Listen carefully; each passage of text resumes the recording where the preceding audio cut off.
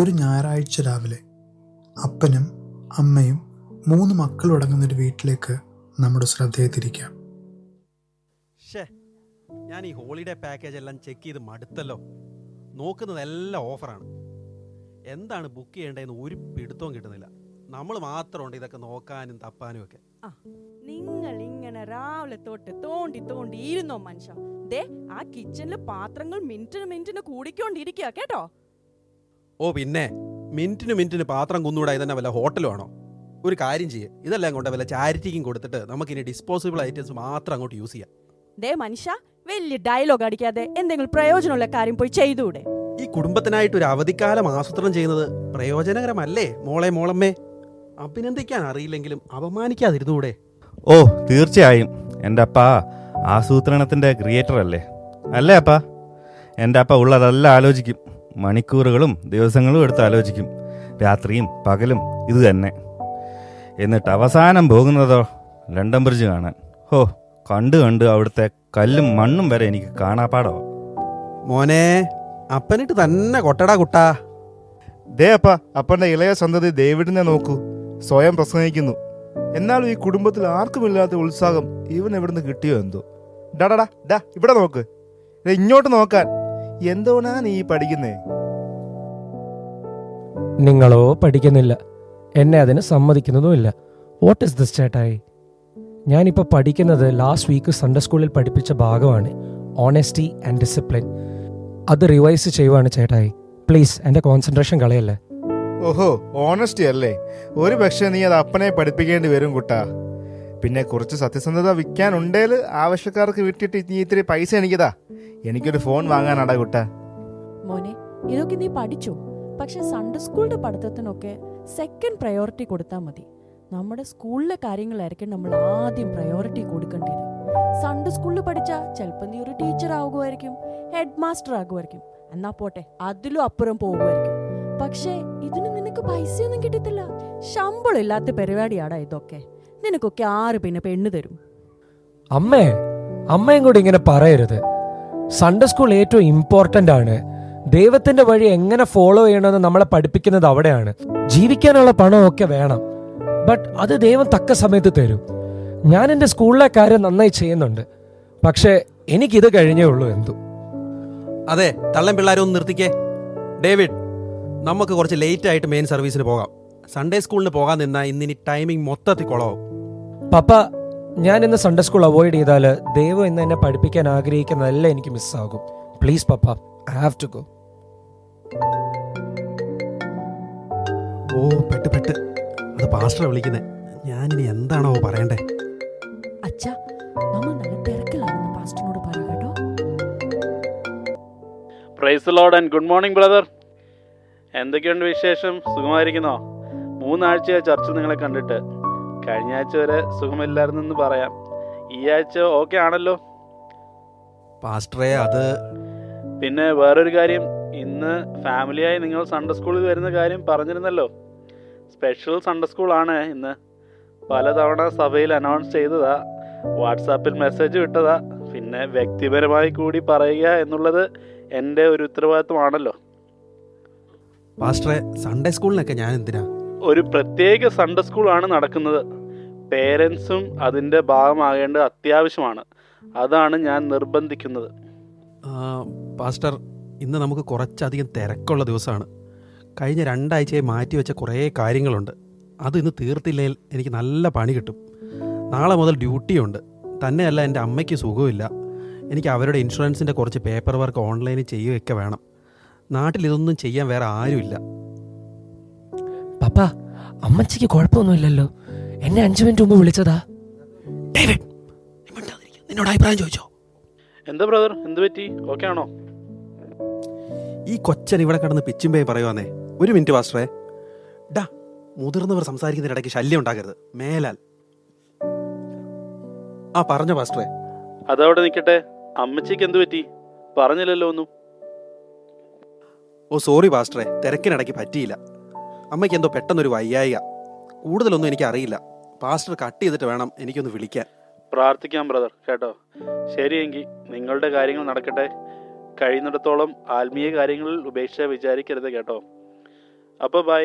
അമ്മച്ചിയുടെ അപ്ഡേഷൻ എന്നെ അറിയിക്കണേ. പ്രാർത്ഥനയിൽ ഓർക്കാം. ചർച്ചിൻ്റെ ഗ്രൂപ്പിൽ കൂടി സമയം പോലെ ഒന്നിട്ടേക്കണേ.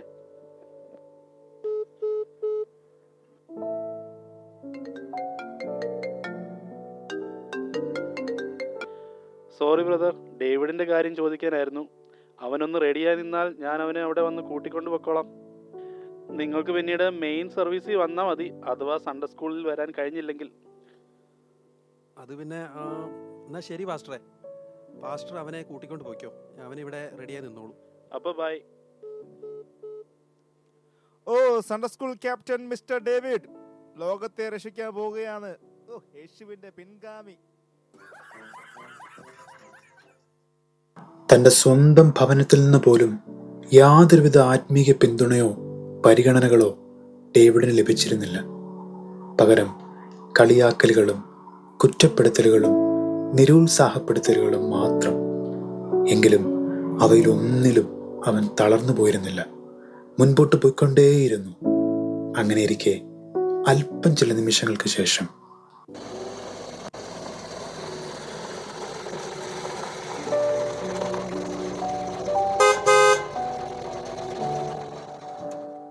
പ്രൈസ് ലോർഡ് ഡേവിഡ്, എന്തുണ്ട്? റെഡിയാണോ? പോവാം. പ്രൈസ് ലോർഡ് പാസ്റ്റർ അങ്കിൾ, എന്നെ പിക്ക് ചെയ്യാൻ വന്നതിന് very thanks. That's my pleasure boy. Papa mama, ഞാൻ പോവാണേ. ശരി, പോയിട്ട് വാ. അങ്ങനെ ആ വീട്ടിലെ ഇളയ മകനായ ഡേവിഡും സഭയിലെ പാസ്റ്ററും കൂടി ഞായറാഴ്ചത്തെ ആരാധനയ്ക്കായും സ്പെഷ്യൽ സൺഡേ സ്കൂളിനായും ഒരുമിച്ച് യാത്രയാകുന്നു. പാസ്റ്റർ അങ്കിൾ ഇന്ന് വന്നില്ലായിരുന്നെങ്കിൽ എനിക്കിന്ന് വരാൻ കഴിയുമോ എന്ന് തന്നെ അറിയില്ല. ദൈവത്തെക്കുറിച്ച് പഠിക്കാൻ നീ എത്രമാത്രം ഇഷ്ടപ്പെടുന്നുവെന്ന് എനിക്കറിയാം. അങ്ങനെയുള്ള നിന്നെ എനിക്ക് എങ്ങനെ മറക്കാൻ കഴിയും? അങ്കിളെ, സൺഡേ സ്കൂൾ എത്ര ഇമ്പോർട്ടൻ്റ് ആണെന്ന് ആളുകൾ എന്തുകൊണ്ട് മനസ്സിലാക്കുന്നില്ല? എൻ്റെ വീട്ടിൽ ആർക്കും ഇതിനൊന്നും ഇൻട്രസ്റ്റ് ഇല്ല. ആകെ എനിക്ക് സപ്പോർട്ട് ചെയ്യുന്നത് അമ്മച്ചി മാത്രമാണ്. എനിക്ക് നിന്റെ വേദന മനസ്സിലാക്കും മോനെ. പക്ഷെ നിന്റെ സമർപ്പണം ഉണ്ടല്ലോ, അത് എല്ലാവർക്കും ഒരു മാതൃകയാണ്, അതും ഈ പ്രായത്തിൽ. അത് തന്നെ അങ്കിൾ എൻ്റെ ആഗ്രഹം. എൻ്റെ ജീവിതം എല്ലാവർക്കും ഒരു മാതൃകയാകണം. Praise the Lord. ക്രിസ്തുവിന് വേണ്ടി എന്നെന്നും നീ ജീവിക്കുക. കഴിയുമ്പോഴൊക്കെ മറ്റുള്ളവരോട് നീ ദൈവവചനം പറയണം. എല്ലാറ്റിലുപരി നീ നല്ലൊരു മിഷണറി ആകണം. പാസ്റ്ററും ഡേവിഡും തങ്ങളുടെ യാത്ര തുടർന്നുകൊണ്ടേയിരിക്കുന്നു. അതേസമയം ഡേവിഡിൻ്റെ വീട്ടിൽ ബാക്കിയുള്ള എല്ലാവരും അവരവരുടെ കാര്യങ്ങളിൽ ഏർപ്പെട്ടുകൊണ്ടിരിക്കുമ്പോൾ അമ്മേ, ലഞ്ചിന് എന്താ സ്പെഷ്യൽ? ആ ലഞ്ചിന് കൊഞ്ച്. Fry or curry mummy? ഡേ ചെക്ക, ഇവിടെ ഒന്നുമില്ല കേട്ടോ. നിനക്കെന്നാ ഇത് ചോദിക്കുന്നതിന് മുമ്പേ എന്തെങ്കിലും വന്ന് ഹെൽപ്പ് ചെയ്തൂടെ? സഹായിക്കാനോ? ഞാനോ? അത് അപ്പന്റെ ജോലിയാ. ഒന്നും ചെയ്യാത്ത ചെയ്ത് അമ്മയെ മോനോ നിർത്ത്. ഇവിടെ മനുഷ്യന് പ്രാന്ത് പിടിച്ചിരിക്കുക. നിങ്ങൾക്ക് വേണ്ടിയാ ഞാൻ ഇവിടെ കടന്ന് ഈ സെർച്ച് ചെയ്യുന്ന മുഴുവൻ. ഞങ്ങൾക്ക് വേണ്ടിയോ? നിങ്ങളോ? നിങ്ങൾ ചെയ്യുന്നത് തോണ്ടൽ മാത്രമാ മനുഷ്യ. മണിക്കൂർ 1 കഴിഞ്ഞു. സത്യം പറഞ്ഞാ ഉണ്ടല്ലോ, നിങ്ങൾ നിങ്ങളുടെ യഥാർത്ഥ റെസ്പോൺസിബിലിറ്റിന് എപ്പോഴും ഒഴിഞ്ഞു മാറും. ഞാൻ മാത്രമായി വീട്ടിൽ കഷ്ടപ്പെടുന്നത്. എനിക്ക് കഴിയുന്നതിന്റെ പരമാവധി ഞാനിവിടെ ചെയ്യുന്നുണ്ട്. പരമാവധി അല്ല, അതിന്റെ അപ്പുറം. എന്നിട്ട് എല്ലാത്തിനും അമ്മയും മക്കളും കൂടെ എന്റെ മണ്ടയ്ക്കോട്ട് കയറിക്കണം. എനിക്ക് എന്റെ ഉണ്ടല്ലോ. ഓ, നിങ്ങൾ രണ്ടുപേരും വഴക്കൊന്നും നിർത്തുവോ? എന്തൊരു കഷ്ടമാണ്. ഇപ്പൊ അവനെ കൊന്നേനെ. ടൂറും വേണ്ട, ഒരു മണ്ണാങ്കട്ടയും വേണ്ട, സ്വസ്ഥത തരാത്ത കുറെ എണ്ണങ്ങൾ. എങ്ങോട്ടെങ്കിലും ഇറങ്ങി പോകാൻ തോന്നുക. നിങ്ങൾ ഇറങ്ങിപ്പോ, അതായിരിക്കും നല്ലത്. ഇത്തിരി സമാധാനങ്ങളും കിട്ടുള്ളൂ.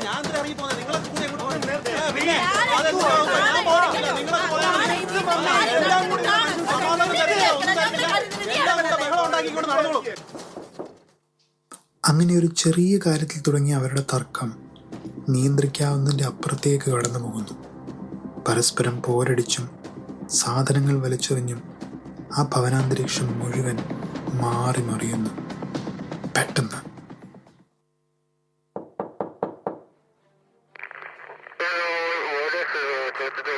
സാർ, ഈ വീട്ടിൽ നിന്ന് സഹിക്കാൻ കഴിയാത്ത വഴക്ക് നടക്കുന്നതായി ഞങ്ങൾക്ക് പരാതി കിട്ടിയിട്ടുണ്ട്. ശരിയാണോ സാറേ? അത് പിന്നെ പകുതി ശരിയാണ് സാറേ. ഇതെല്ലാ വീട്ടിൽ നടക്കുന്ന പ്രശ്നമല്ലേ. ചെറിയ ഒരു കുടുംബ പ്രശ്നം മാത്രമാണ് ഇത് സാറേ. ഒരു ചെറിയ പ്രശ്നമാണെന്ന് കണ്ടിട്ട് എനിക്ക് തോന്നുന്നില്ല. ഞങ്ങൾക്ക് ഒരാളുടെ മാത്രം പരാതിയല്ല ഉള്ളത്. അടുത്തുള്ള കുടുംബങ്ങളെല്ലാം ഒരുമിച്ചാണ് ഞങ്ങൾക്ക് പരാതി നൽകിയിട്ടുള്ളത്. അതുകൊണ്ട് സ്റ്റേഷനിൽ എത്തിച്ച ശേഷം ഞങ്ങൾക്ക് കുറച്ച് നിങ്ങളോട് സംസാരിക്കാനുണ്ട്. നിങ്ങൾ ഒരു കാര്യം ചെയ്യും, ഞങ്ങളിവിടെ വരിക. അയ്യോ സാർ, പ്ലീസ് കൊണ്ടുപോകല്ലേ. ദയവേത് നിങ്ങൾ പ്രശ്നം ഉണ്ടാക്കല്ലേ. എൻ്റെ അച്ഛനെ കൊണ്ടുപോകല്ലേ. Madam relax. പ്രശ്നം ഉണ്ടാക്കുന്നത് ഞാനല്ല, നിങ്ങളാണ്.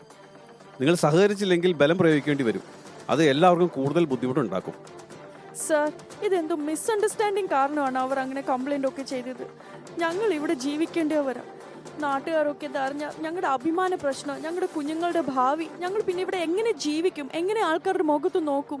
ദയവേത് സാർ, ദയവേത് നിങ്ങൾ അദ്ദേഹത്തിനെ കൊണ്ടുപോവല്ലേ. മാഡം, നിങ്ങളുടെ അയൽക്കാർ ഈ വിഷയത്തിൽ കുറച്ച് വറീഡാണ്. അവരാണ് പരാതി നൽകിയിരിക്കുന്നത്. അവർ ഓൾറെഡി കാര്യങ്ങൾ അറിഞ്ഞിട്ടാണ് പരാതി നൽകിയിരിക്കുന്നത്. ഞങ്ങൾക്ക് മറ്റു വഴികളില്ല മാഡം. ഇവിടെ ഇത് കുറച്ച് നാളായി പതിവാണെന്നാണ് ഞങ്ങൾക്ക് ലഭിച്ച ഇൻഫർമേഷൻ. അതുകൊണ്ട് നിങ്ങൾ ഞങ്ങളോട് സഹകരിച്ചേ പറ്റൂ. പതിവോ? ഞാനിത് എന്നാ കേൾക്കുന്നത്? അത് അവർ ചുമ്മാ. സാർ ഞാൻ വരില്ല സാർ, ഞാൻ വരില്ല. ഇത്രയും നേരം ഞാൻ മര്യാദയ്ക്ക് സംസാരിച്ചു. Come please. Please sir, please. മോളമ്മേ, ഇവരുടെ കാല് പിടിക്കും മോളമ്മേ. എന്റെ മക്കളെ.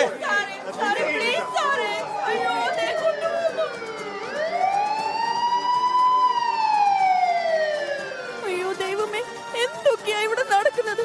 രാവിലെ പള്ളിയിൽ പോവായിരുന്നെങ്കിൽ ഈ പ്രശ്നം ഒന്നും ഉണ്ടാവത്തില്ലായിരുന്നു. എന്റെ ദൈവമേ, ഇതെന്തൊരു പരീക്ഷണമാ. അമ്മേ, ഇനിയിപ്പോ എന്തോ ചെയ്യും? എങ്ങനെ പപ്പ എങ്ങനെ ഇറക്കും? ഹലോ ഹലോ അമ്മേ, അമ്മ ഒരു കാര്യം പറയാനുണ്ട്. അമ്മച്ചി. മോനെ, നമ്മുടെ പപ്പായെ പോലീസ് കൊണ്ടുപോയടാ. ഇവിടെ ആകെ പ്രശ്നമാ. എന്ത് ചെയ്യണം എന്ന് അമ്മയ്ക്ക് അറിയത്തില്ലടാ. നിന്റെ കൂടെ രാവിലെ പള്ളി വരുവായിരുന്നെങ്കിൽ ഈ പ്രശ്നം ഒന്നും ഉണ്ടാവത്തില്ലായിരുന്നു. അമ്മേ, പോലീസ് എന്തിനാ വന്നത്? പപ്പ എന്തിനാ കൊണ്ടുപോയത്? What's happening?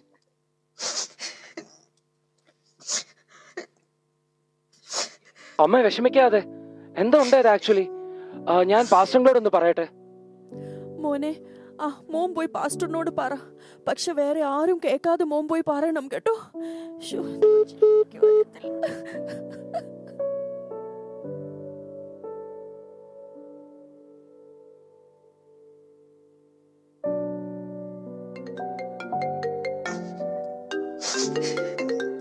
ഹലോ മമ്മി, വിഷമിക്കാതെ, എന്തേലും ചെയ്യാം. ഞാനിപ്പോ പാസ്റ്ററിനോട് പറഞ്ഞിട്ടുണ്ട്. നമുക്ക് പ്രാർത്ഥിക്കാം, ഒന്നും ഉണ്ടാവില്ല. മോനെ, നീ ഫോൺ വെക്കണ്ട കേട്ടോ. ഞാനിപ്പോ ഈ ഫോൺ ലൗഡ് സ്പീക്കറിൽ ഇടാൻ പോവാ. നീ എന്തെങ്കിലുമൊക്കെ സംസാരിച്ചോണ്ടിരിക്കാൻ എനിക്ക് ഇച്ചിരി സമാധാനം കിട്ടും. ഇല്ല മമ്മി, ഞാൻ കട്ട് ചെയ്യുന്നില്ല. പക്ഷെ ഞാൻ ഒരു കാര്യം പറഞ്ഞോട്ടെ. ഇന്ന് രാവിലെ ഞങ്ങളെ സൺഡേ സ്കൂളിൽ പഠിപ്പിച്ച എന്താണെന്ന് അറിയാമോ? ദൈവത്തെ അറിഞ്ഞിട്ടും ദൈവത്തെ അറിയാതെ പോലെ ജീവിക്കുന്നത് ഏറ്റവും വലിയ പാപമാണെന്നാണ്. നമ്മുടെ വീട്ടിൽ അങ്ങനെയല്ലേ എല്ലാം നടന്നുകൊണ്ടിരിക്കുന്നത്? അമ്മയൊന്ന് ചിന്തിച്ചേ. ദൈവമക്കൾ ദൈവത്തിൽ നിന്ന് മാറിപ്പോയാൽ എങ്ങനെ ദൈവം സഹിക്കും? മോനെ, അമ്മയ്ക്ക് എല്ലാം മനസ്സിലായി. അമ്മ മോനെ ഗൈഡ് ചെയ്യേണ്ട സ്ഥാനത്ത് നീ അമ്മയെല്ലാം പഠിപ്പിച്ചുകൊണ്ടിരിക്കുന്നത്. എന്താ അവസ്ഥ അല്ലേ? സാരമില്ല അമ്മേ, ഒന്നും വരില്ല. ഒറ്റക്കാര്യം, ദൈവത്തോട് അടുക്കണം, ഒരുപാട് അടുക്കണം. അമ്മ ഒരു മിനിറ്റ്, നാട്ടിലെ പാസ്റ്ററുകളുടെ മെസ്സേജ്. ഒരു മിനിറ്റായി എന്നെ വിളിക്കുന്നു. തിരിച്ചു വിളിക്കാൻ മറന്നു. ഞാൻ മെസ്സേജ് ഒന്ന് കേൾക്കട്ടെ, ഒരു സെക്കൻഡ്.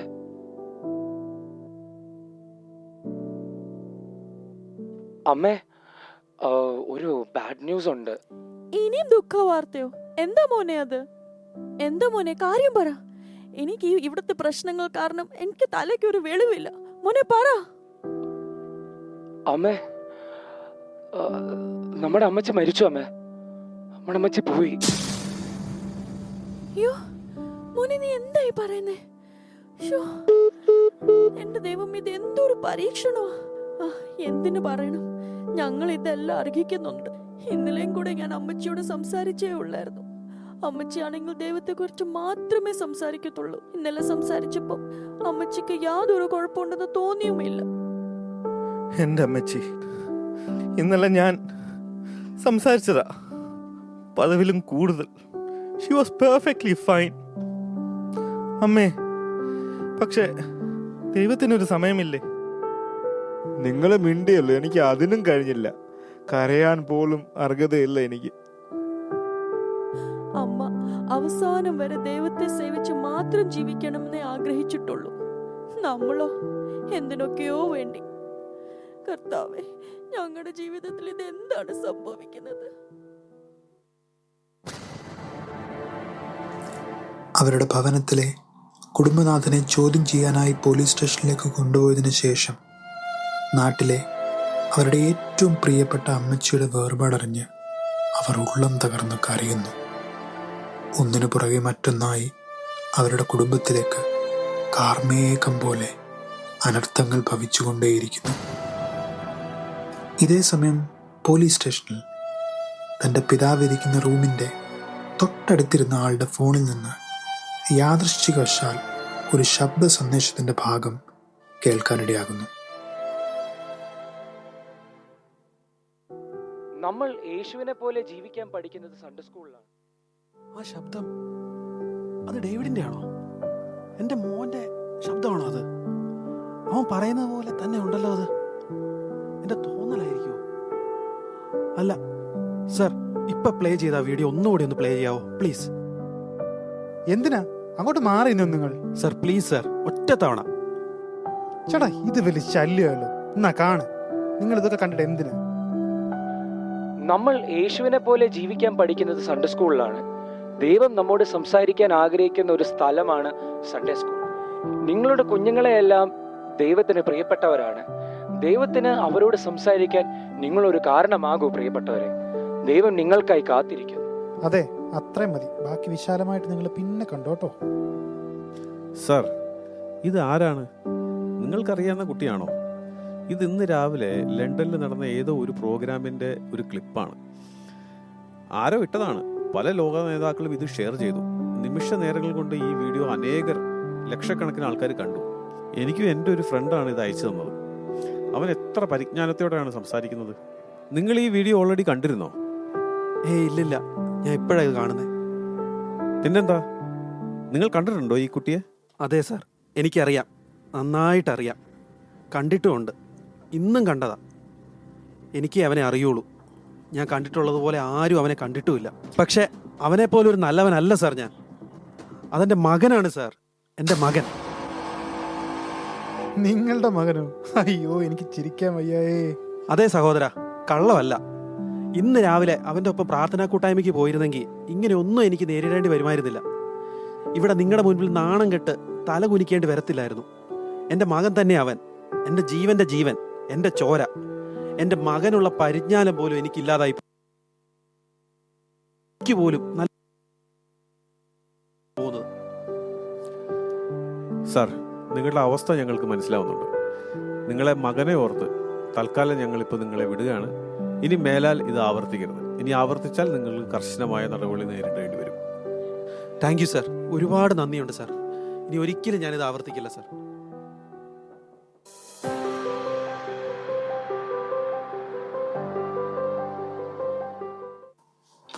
ആ ഉദ്യോഗസ്ഥരുമായുള്ള സംഭാഷണത്തിന് ശേഷം വ്യക്തമായ താക്കീതോടുകൂടി ആ പിതാവിനെ തൻ്റെ വീട്ടിലേക്ക് ഉദ്യോഗസ്ഥർ പറഞ്ഞയക്കുന്നു. അതേസമയം ഒറ്റപ്പെടലിൻ്റെയും കഠിനമായ വേദനയുടെയും അവസ്ഥയിലൂടെ കടന്നു പോകുന്ന ആ ഭവനത്തിൽ തൻ്റെ സഭയിലെ പാസ്റ്ററുമൊത്ത് അവർ സംസാരിച്ചു കൊണ്ടിരിക്കുമ്പോൾ പെട്ടെന്ന് പപ്പ, എന്റെ പപ്പ ഓക്കെ അല്ലേ? എത്ര മിസ് ചെയ്യുന്നറിയോ ഞങ്ങള് പപ്പയെ. വാ പപ്പ, കേറി വാ. ഇല്ല മോനെ, എല്ലാം ഓക്കെ ആയി ദൈവകൃപയാൽ. നീ കാരണമാണ് മോനെ അവരെന്നെ ഇത്ര വേഗത്തിൽ വെറുതെ വിട്ടത്. ഞാൻ കാരണമോ? എന്താ പപ്പ ഈ പറയുന്നേ? അതെ മോനെ, നീ കാരണം. നിന്റെ പ്രസംഗം ഞാൻ കണ്ടു. നീ ഇത്ര വലിയവനാണെന്ന് ഞാൻ അറിഞ്ഞില്ല മോനെ. ഞാൻ വലിയവനായിട്ടല്ല പപ്പ, ഗോഡ്സ് ഗ്രേസ്, അതല്ലാതൊന്നുമില്ല. നിന്റെ ഒപ്പം ചർച്ച വന്നിരുന്നെങ്കിൽ ഇന്ന് ഇങ്ങനെ ഒന്നും ഉണ്ടാകത്തില്ലായിരുന്നു. ഞാൻ നിങ്ങളെ എല്ലാം പരാജയപ്പെടുത്തി.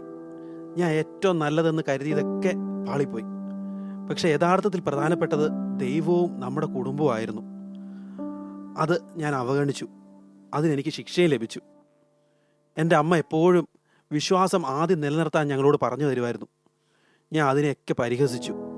എൻ്റെ മോൻ്റെ മഹത്വം കാണാൻ പോലും എനിക്ക് കണ്ണുണ്ടായില്ല. മോളമ്മേ, നമ്മുടെ അമ്മ ഈ സംഭവങ്ങളൊന്നും അറിഞ്ഞില്ലല്ലോ അല്ലേ? ഇല്ല അച്ചായ, അമ്മച്ചി ഇതൊന്നും അറിഞ്ഞിട്ടില്ല അച്ചായ. എൻ്റെ ഫോണിൽ കുറേ കോള് വന്നിരുന്ന നാട്ടിൽ നിന്ന്. ഞാൻ സൈലന്റ് ആക്കി വെച്ചേക്കുമായിരുന്നു. അമ്മ ഒന്നും അറിഞ്ഞില്ലല്ലോ അല്ലേ? അമ്മ ഒന്നും അറിഞ്ഞിട്ടില്ല അച്ചായ. അമ്മ ഇനി ഒന്നും അറിയാനും പോകുന്നില്ല. ആർക്കും അമ്മ അറിയിക്കാനും പറ്റത്തില്ല. നമ്മുടെ അമ്മ പോയി അച്ചായ, പോയി. മോളമ്മേ, നീ എന്തൊക്കെയാ പറയുന്നേ? അമ്മ എവിടെ പോയെന്നാ? അച്ചായ, നമ്മുടെ അമ്മച്ചി പോയി അച്ചായ. ഇന്ന് രാവിലെ ആയിരുന്നു സംഭവം. കുറെ പേര് നമ്മളെ നാട്ടിൽ നിന്നൊക്കെ വിളിച്ചു. പക്ഷെ ഇവിടത്തെ പ്രശ്നം കാരണം നമ്മൾ ഒന്നും അറിഞ്ഞില്ല. അച്ഛൻ വരുന്നതിന്റെ തൊട്ട് മുമ്പേ ഞങ്ങള് പറഞ്ഞു അച്ചായ. ദൈവമേ, എന്തൊക്കെയാ ഞാൻ ഈ കേൾക്കുന്നേ? ഇന്നലെ വരെ ഒരു കുഴപ്പമില്ലായിരുന്നല്ലോ എൻ്റെ അമ്മയ്ക്ക്. ദൈവമേ.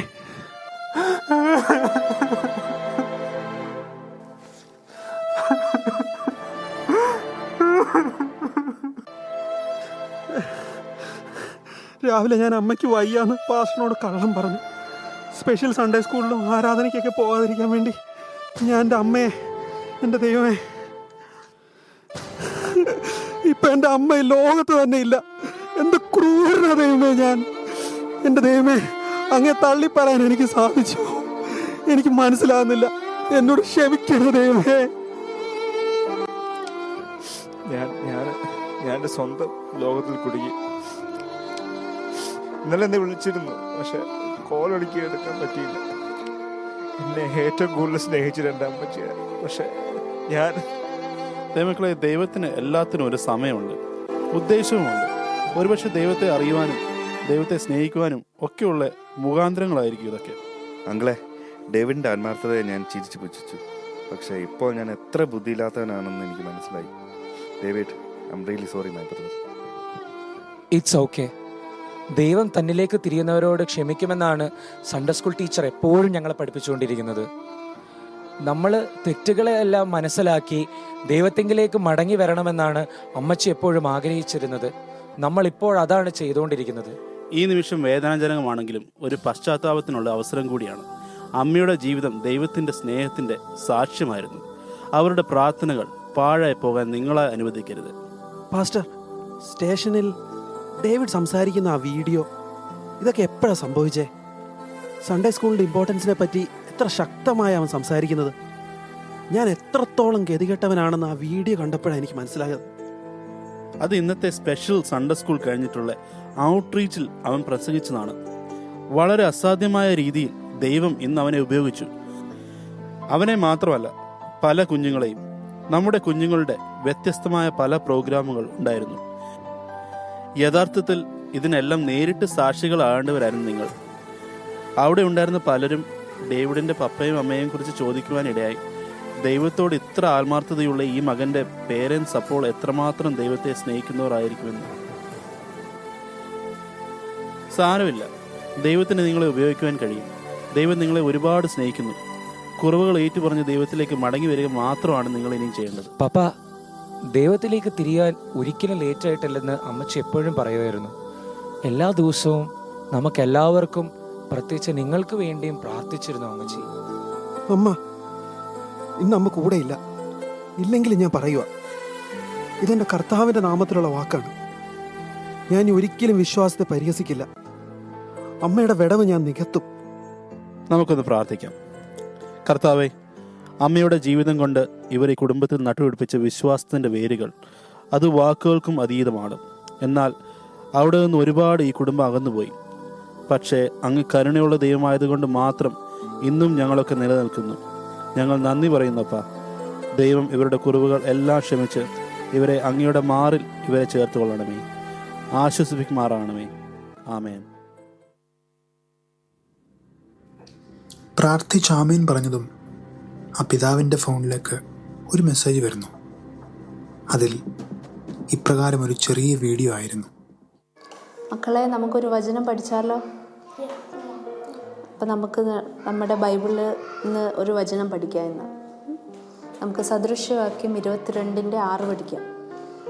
അതിലെ വചനം പറയുന്നത് നമ്മൾ ബാലൻ നടക്കേണ്ട വഴി അവനെ അഭ്യസിപ്പിക്കുക.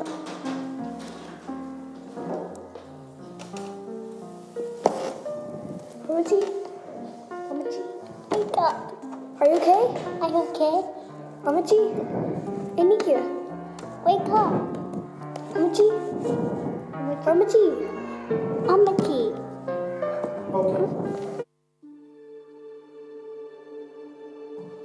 സൺഡേ സ്കൂൾ പഠിപ്പിച്ചുകൊണ്ടിരിക്കെ ഈ പ്രിയ അമ്മച്ചി കർത്താവിലേക്ക് ചേർക്കപ്പെട്ടു. എത്ര ഭാഗ്യമുള്ളൊരവസ്ഥ! ആ അമ്മച്ചിയുടെ ആഗ്രഹവും അത് തന്നെയായിരുന്നു എന്നാണ് പിന്നീട് അറിയാനിടയായത്. പ്രിയമുള്ളവരെ, കുഞ്ഞുങ്ങളെ പഠിപ്പിക്കാൻ ഇത്രയും ആത്മാർത്ഥത കാണിച്ച, സൺഡേ സ്കൂളിനെ അത്രയേറെ സ്നേഹിച്ച ഒരു വ്യക്തിയായിരുന്നു ഈ പ്രിയ അമ്മച്ചി. തൻ്റെ കുടുംബം ദൈവത്തിൽ നിന്ന് അകന്നപ്പോഴും ഡേവിഡ് എന്ന തൻ്റെ കൊച്ചുമകനെ ദൈവത്തിലേക്ക് നയിക്കാനും അതുവഴി ആ കുടുംബത്തിലുള്ള എല്ലാവരെയും മടക്കി വരുത്തുവാനും ദൈവം അവരെ ഉപയോഗിച്ചു. ദൈവവചനം കുഞ്ഞുങ്ങൾക്ക് പറഞ്ഞു കൊടുക്കുക എന്നത് ഒരു മഹാഭാഗ്യമാണ്. അത് അന്യം നിന്ന് പോകുന്ന ഒന്നാണെന്ന് പറഞ്ഞാലും തെറ്റൊന്നുമില്ല. അല്ലെങ്കിൽ അതിന് വേണ്ടത്ര ഗൗരവം കൊടുക്കുന്നില്ല എന്നതാണ് സത്യം. ഇങ്ങനെ പോയാൽ അത് പല ദയനീയമായ അവസ്ഥകളിലേക്കും നയിക്കും. കുഞ്ഞുങ്ങളുടെ ഒപ്പം നമുക്കും പഠിക്കാം. അവരുടെ ഒപ്പം പാടാനും ആടാനും സന്തോഷം പങ്കിടാനും നാം സമയം കണ്ടെത്തേണ്ടിയിരിക്കുന്നു. അവരെ നാം അറിഞ്ഞോ അറിയാതെയോ ഒരിക്കലും അവഗണിക്കരുത്. അവരുടെ ഭാഗമാകാൻ നമുക്ക് സാധിച്ചാൽ അവരുടെ മനസ്സിൽ നമുക്കും വലിയൊരു സ്ഥാനമുണ്ടാകും. അത് അവർക്ക് സന്തോഷം മാത്രമേ നൽകൂ. ഒപ്പം നമുക്ക് എല്ലാവർക്കും. ഈ പ്രിയ കുടുംബത്തെ ദൈവം സമൃദ്ധിയായി അനുഗ്രഹിക്കട്ടെ, ഉപയോഗിക്കട്ടെ.